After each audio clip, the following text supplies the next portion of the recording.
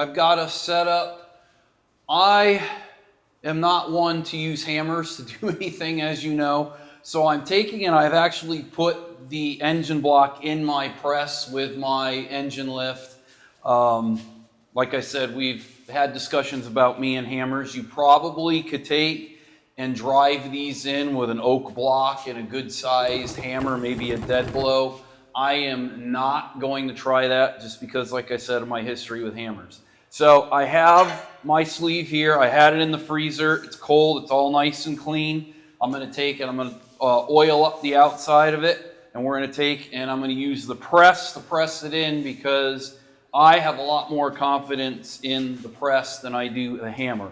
We're going to put it in. This is cylinder number 1. I had them marked. We're putting it in the cylinder number 1. This is liner number 1, excuse me. But let's take and I'm going to oil it up right now. And we'll take and get it in there and see if we can get this to work. I've never done this before, so this is completely new to me. Hopefully all goes well. And again, these cylinders are the original cylinders that were in here. We decided in the end that we would give them a shot. We thought we could save them. A bunch of honing work was done on them to smooth them out inside. I will do more once I get them in, but let's get them in here and let's see if we can get them back in where they belong. So that's not sliding in as easily as I've seen other people have it happen for them, but that doesn't mean anything. Doesn't mean it's not going to go in.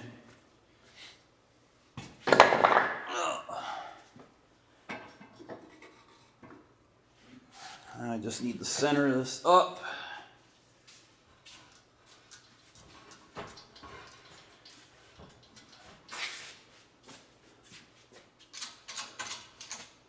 I'm going to take and put a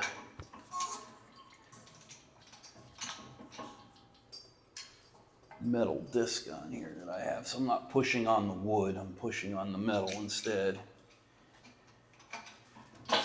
Okay, here goes nothing. Let's see how this works. I really wish this engine was this way a little more. Let's see if I can push it in.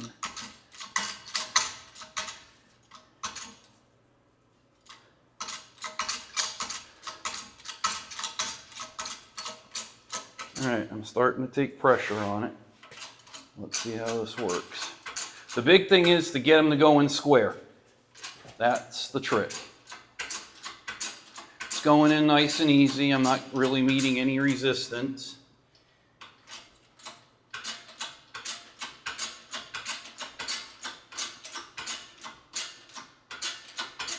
Still going in pretty easy. Again, I have a lot more confidence with the press than I do with a hammer and a block of wood. But a hammer and a block of wood is fine. There's nothing wrong with doing it that way, don't get me wrong. It's still going in nice and easy. I've seen where people have put these in and they literally have like almost dropped in. Or they've been able to push them in with their hand, which is pretty amazing. I don't think I'm going to get so lucky, but it's going in. Everything looks good. I'm about to tap out on the extent of my hydraulics here.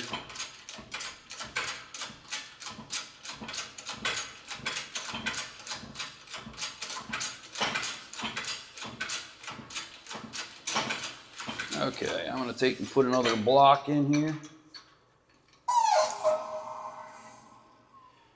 If you're wondering how long I put these in my freezer for, they actually sat in there since yesterday afternoon. A little longer than I had anticipated having to put them in, but I didn't see any reason to pull them out. I mean, they weren't going to get any colder, so the thermostat and the freezer set to a certain temperature. They weren't going to get any colder. So I let them stay in there overnight. And they were good and cold.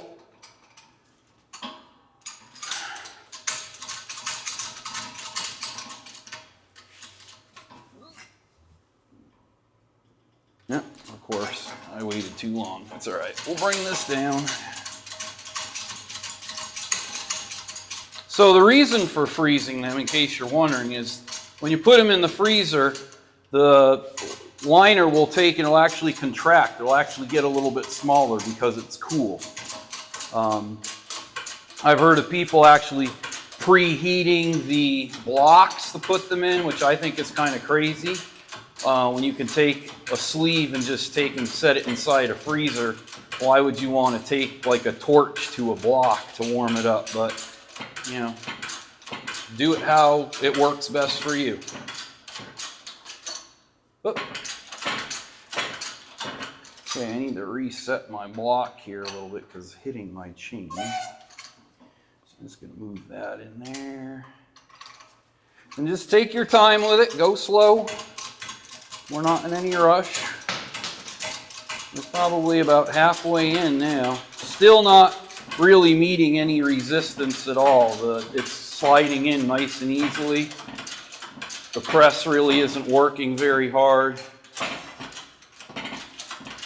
It is starting to get a little harder, but still not that bad.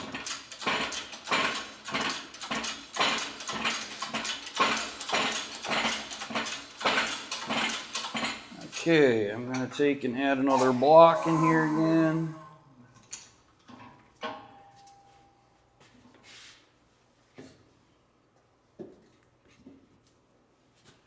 Take and push that out of the way a little bit. Put my metal discs in there. And here we go again. Almost there. Probably got what, about inch and a half, maybe 2 inches left to go. And everything's going in very well.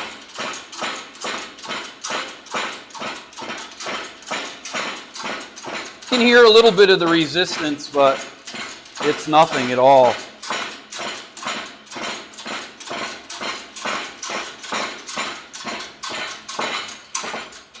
Okay, I'm starting to tap out on my blocks.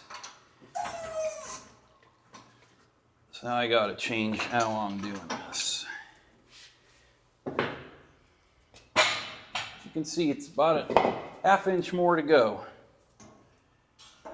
As you can see, I have all types of optional things here to make this work. Not knowing what I was going to need. I still may need to go grab something else because it may not work.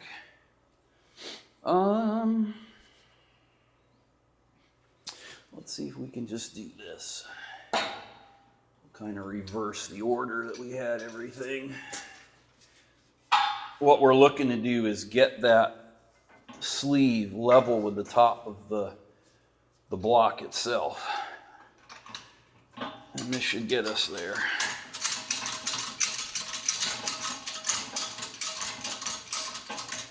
Okay. Almost there. Here we go. Last ½ inch.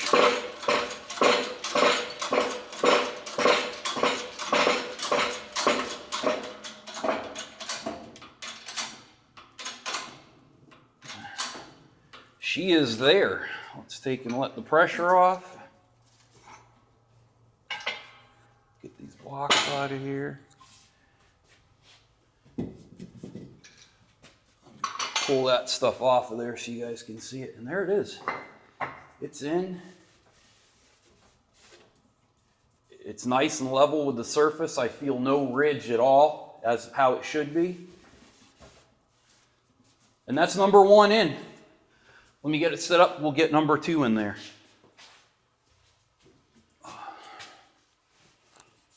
All right, so here we go with liner number 2. And I've just discovered something. I had thrown these in the freezer with the masking tape numbers on them, so I knew which cylinder they came out of. And I'm finding out that once the masking tape gets cold, it doesn't really like to come off.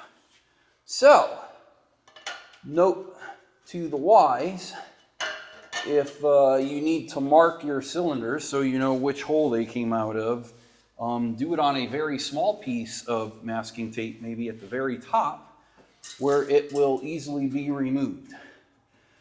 It wasn't horrible to get them off, but I had to take a putty knife and make sure I got all the tape residue scraped off and that there was nothing on there. It wasn't that big of a deal, but to save you a little time, learn from my mistakes. I got to take and center this up a little more. Luckily, the block slides nice and easily on this press. Make sure we're tightened up here and ready to go.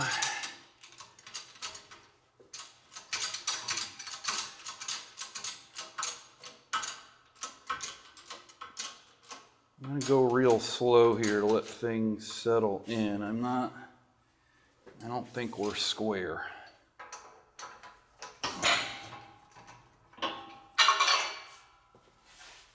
Get my dead blow hammer to straighten that.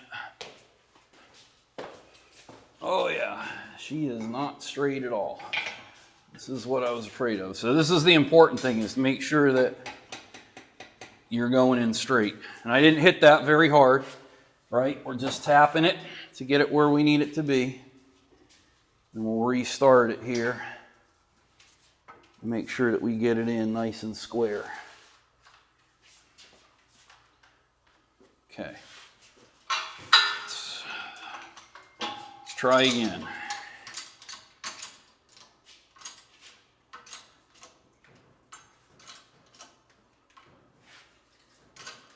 Make sure I don't have any tension on those chains. Okay, I think we're starting to go crooked again. Yep, we sure are. This is where you got to be patient.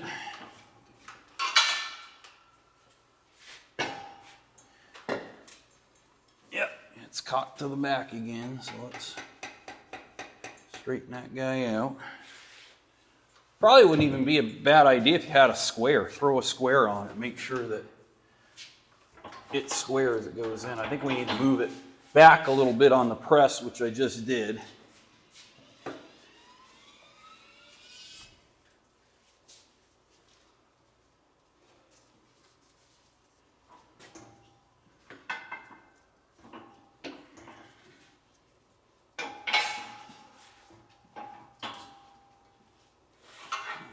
See if we're in a little bit better position now.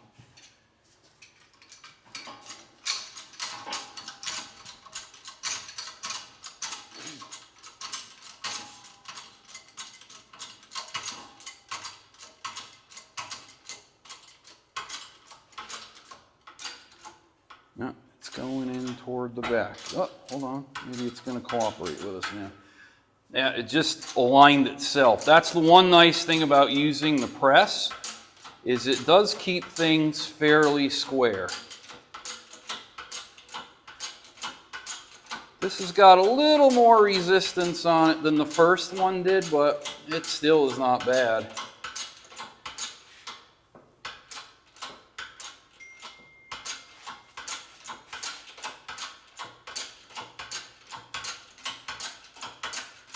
Yeah, it's getting easier. It just centered itself up. That's, again, why I don't use the hammer. Because with the hammer, it's up to you to keep it square. And I don't trust myself. Yeah, now it's going in nice and easy. Might have just been a little bit of a tight fit there up at the top, too.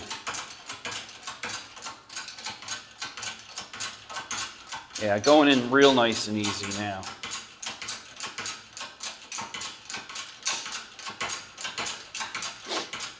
I'm sure as you're looking at this, you can see that I had to do some creative rigging to get this to straddle the press. It was well worth it to do it, because now it makes that engine block nice and easy for me to move. My back has not been happy with me lately, so the less I have to lift, the happier everybody is. So I try to do everything I can to use this engine lift. It was some of the best money I've ever invested, I think. I bought it off of a guy. I think I paid him $150 for it. Best $150 I ever spent. All right. I'm not high enough yet to put that other block in there.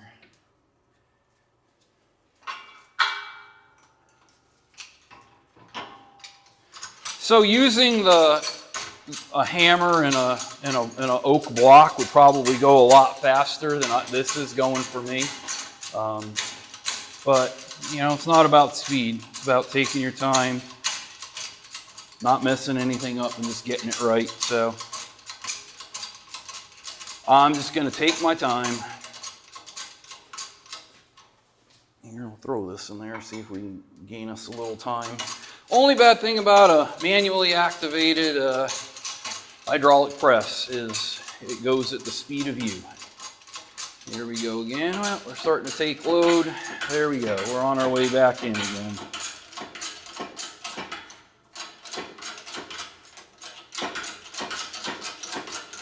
It's going in nice and easy again.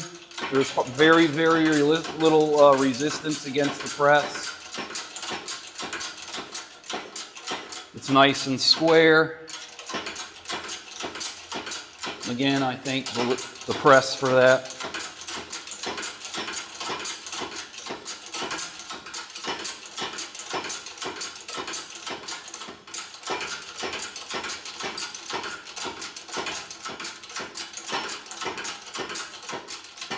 So this is easier than I thought it was going to be. Again, never having done this before, I didn't know what I was getting myself into.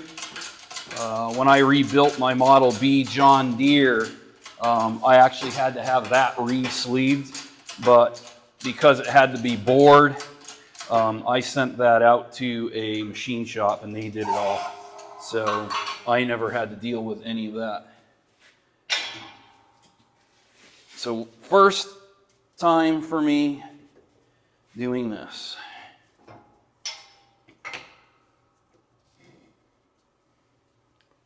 And it's going nice and smooth.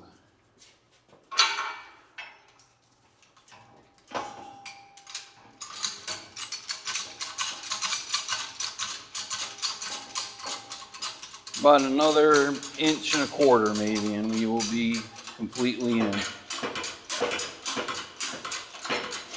I know a lot of people, when they'll press these in, you can buy a, what do I want to call it? A piece that'll actually fit inside the cylinder itself. And that's great too if you want to spend the money to use something like that. That's great. There's nothing wrong with that at all. I just don't have anything like that, so I'm using what I got. And there we go. Touchdown. Cylinder number 2, complete. You pull the stuff off of here, take a quick look at it.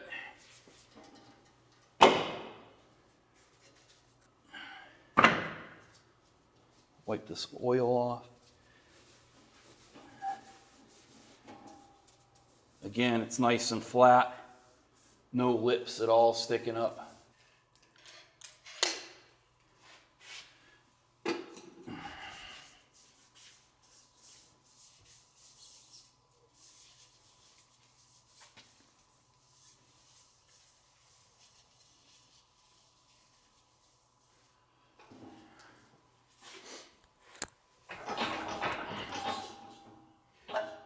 Now before I did all of this, of course, I made sure that my lip around here, both on the sleeve itself as well as the block, was nice and clean. There was nothing in there. So make sure you do that. You don't want anything in there to inhibit that sleeve settling down where it's supposed to go.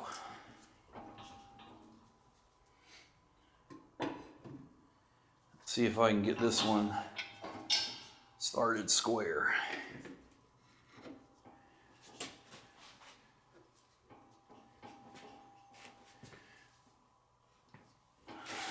Let's see what we get.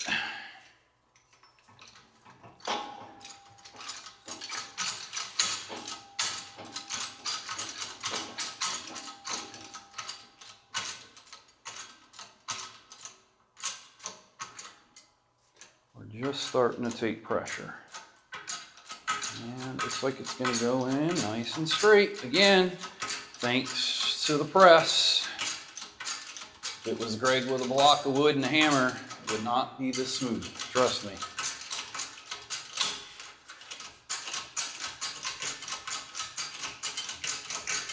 My wife will be happy now. She can have the bottom of her freezer back. Seemed to work out real nice though. They're going in real nice and easy. So what I'll do once I get these all in is I'll let this block just sit here in the shop. I still have the heat on, even though it is springtime. I still have the heat on here because it is cool outside. And I'll let it just get up to room temperature. I'll take and I'll make sure I put some oil in the sleeves before I let it just go. So if I do get any condensation that forms from it being warmer in here, I won't get any rust. But I don't think that would happen anyway, but we'll just make sure anyhow. We've had enough pitting and rust in there, I don't need any more. So what I'll do after these are all in is we will hone these cylinders one more time. And after I get done honing them, we will check them with a micrometer and make sure that everything is where it should be measurement-wise. Like I said before we had started this, we started this knowing that we may have to pull some of these out if for any reason they're out of round or they've enlarged too much. I don't think that's going to be the case. I think we're going to be just fine, but I just want to throw that out there. Because there's nothing worse than when you're putting one of these together than to have to take and completely pull something out and redo it. I get that, but that should not be the case here. I think we're going to be just fine. I'm about at the end of my travel for my cylinder here, which means I should be able to put my nice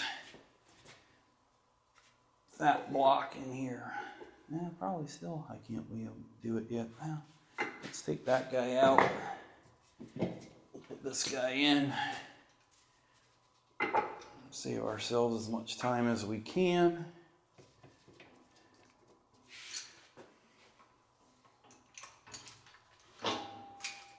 Now I mentioned in the episode prior that Squatch does a whole show, and I believe it's with his dad, who I think used to be a machinist for a living.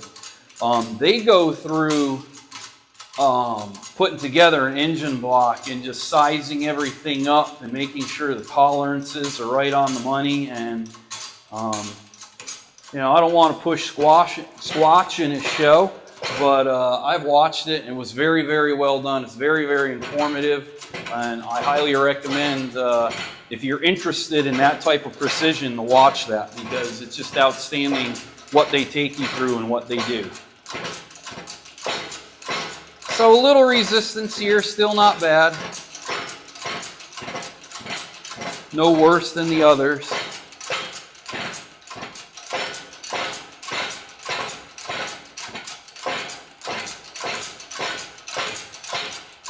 It's what I expected it to do.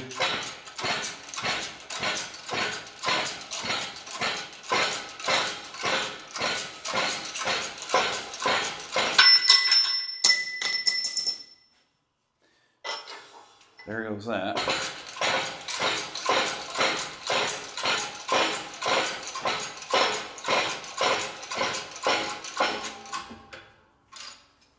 I think we're about in. I can still see a little bit of a ridge. There it goes. There we go. Once the wood starts to crack, we know we're there.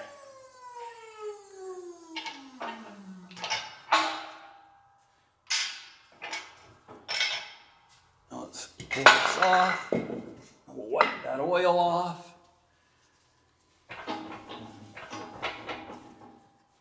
Again, nice and flat, no ridge, right where we want it to be. That's number 3. Let's set it up and do number 4.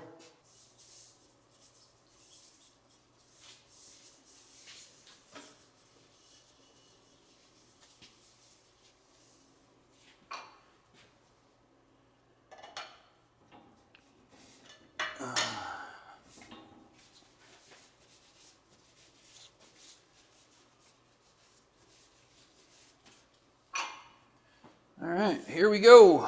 Last one. I need to raise this up a little bit.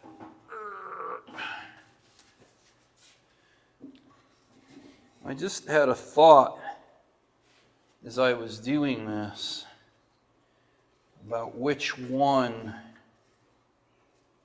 of these cylinders was the one that was stuck when I got this tractor. And I think it was cylinder number 1. We ended up having to drive almost every piston out of the cylinder when we were taking it apart. Now let's pay attention to this one, make sure it's going in straight. I feel like I'm a little crooked. It just corrected itself, I do believe. I'm not getting any resistance, so I'm going to keep going. No resistance still. I think it just straightened itself out. I am going to take and I'm going to put my metal discs under here though instead of that little flat piece of steel. I feel like we're getting a little bit better dispersion of pressure on that metal disc.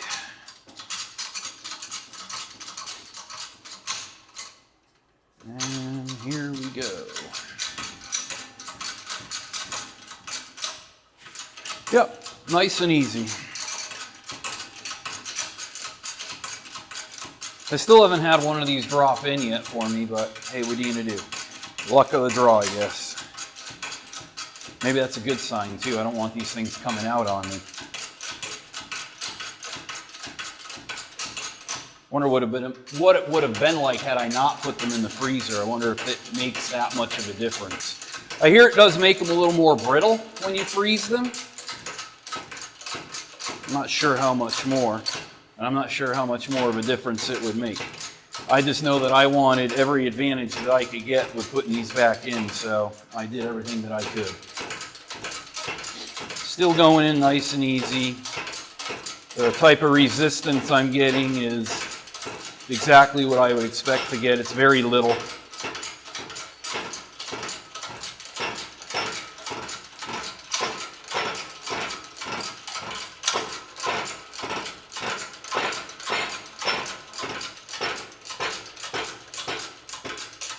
Probably getting to the end of the run of my jack here.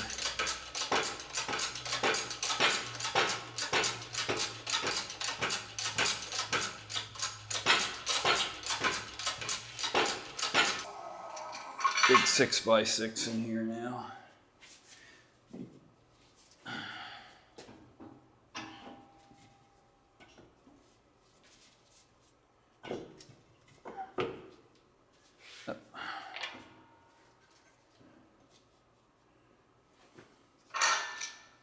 Not quite enough to put my metal disc in there yet. That's all right.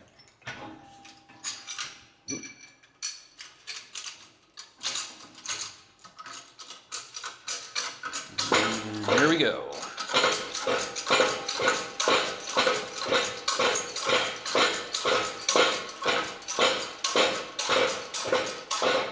I'll put my metal disc back in there. Just makes me feel better. Don't know if it makes a difference. Makes me feel better. Oh, come on. All right, here we go. Got about 1.5 inches to go. Still going in easy.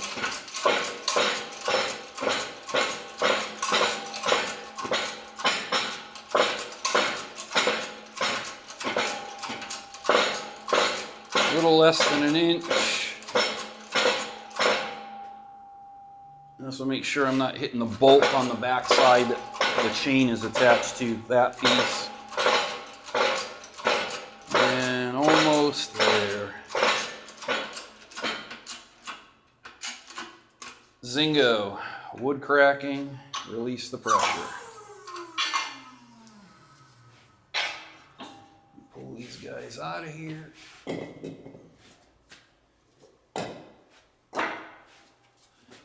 Clean off, and as you can see, number 4 is in, nice and flat and smooth. No lip at all to worry about.